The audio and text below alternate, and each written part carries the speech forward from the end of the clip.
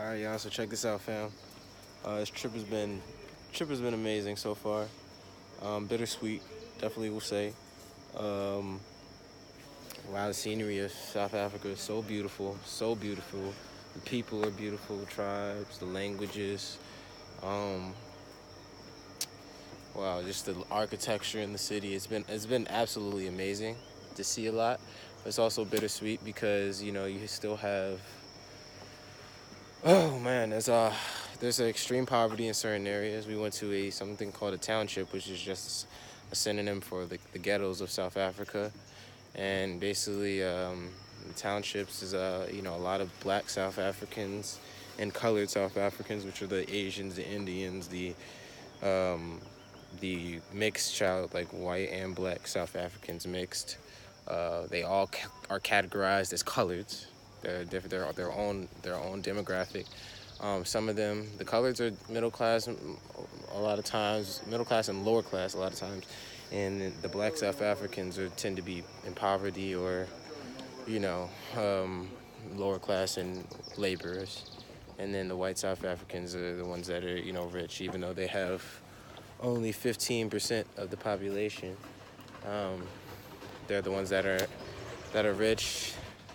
According to a lot of the South Africans in general, nobody likes the president because they say he's really corrupt. He helps himself out, and black South Africans in particular, from the tribes directly, um, they don't like him because he kind of helps.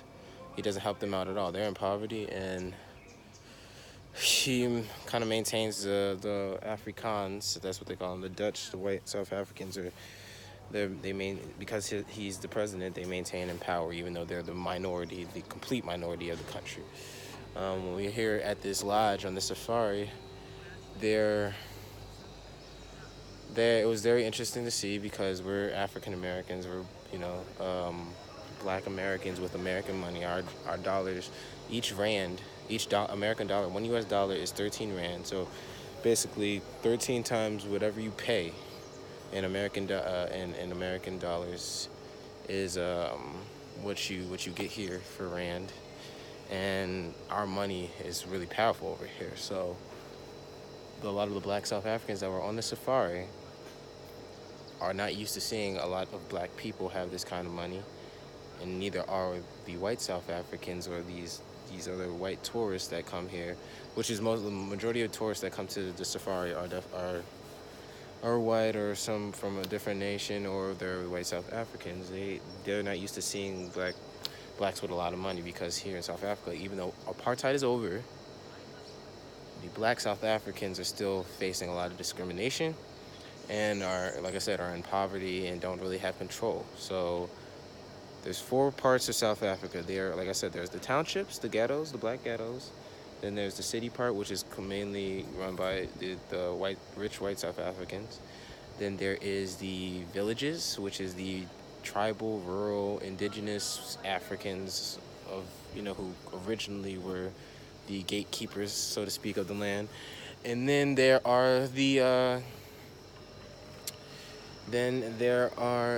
is the safari, which is the nature, the jungles, the forests, all this stuff that you see behind me, which is actually owned, even though it was inhabited by the indigenous Africans, it's owned now by the white South Africans, and they basically have a bunch of these black South Africans working at this lodge, at this safari, and they need them to because the black South Africans, that they know, depending on what tribe they are and where they're from in the country, they know the land a lot better. But they that was one of our buddies. They they don't own the land anymore, and they're poor. They're working for the white South Africans in the land that they know better. So when we were here at this lodge, a lot of the black South Africans were scared. They were really timid. They were scared to even speak to us, but you could tell that they were so happy and joyful to see us, being able to move freely. Them, when we would talk to some of the white South Africans, it was kind of weird. Some of them would be quiet and timid and not speak up until spoken to. Like it was like watching a slave in front of his master, and that is something that was very just it was weird and disheartening. Like it was hard to see. Um, we found out from a lot of the different, uh, South Africans of Sutu, or whether they were Sutu or Osa or um, you know Swana or Shongan, um, that they're treated and discriminated against, and they don't get the rightful money for their labor. So it's a very, very okay. It's a very, very hard and kind of twisted, you know, twisted emotion that me and my family as African Americans who have a decent amount of money we felt this whole trip. Even felt, we even talked to one of the white South Africans about this kind of still apartheid kind of like sentiment, and he agreed that it was unfair, but it kind of didn't really mean anything to him. So, um, definitely heartwarming. Definitely, hi brother. Definitely, bittersweet. And now we have come up and concluded the trip with the notion that we want to come back and help out the Black South Africans, help out the people, and help create equality for everybody in this country. So,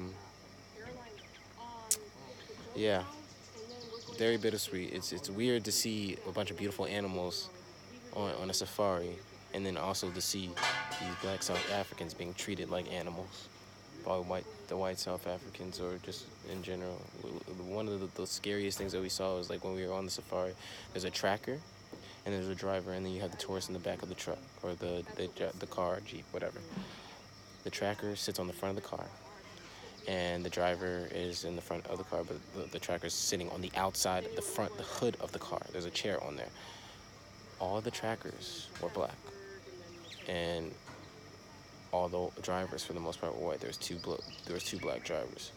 The tracker, the where he's sitting, is the most dangerous part of the car. If a lion wants to come out of nowhere and attack the car, he's gonna hit the tracker first, or a bear or elephant. They had no weapons. They're sitting on the front of the car, and they're directing the driver based by reading off the signs of the animals, like foot tracks on the ground, or how the sky looks, or different calls by monkeys and birds. They're able to tell. They know the land, yet they're on the front of the car. They're on the most dangerous part, and they get paid less than the driver, who mostly are white.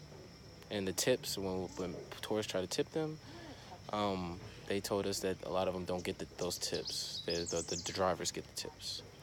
So he told us that a lot of them, one of the villagers, that's a tracker, also told us that a lot of them do have licenses to drive the car, but they're not allowed to drive the car because the white South African drivers don't allow them to. The owners don't really allow them to, and they're told to clean up the car, and they do what they're told, even though they know the land better than anybody else, and they get paid a lot less.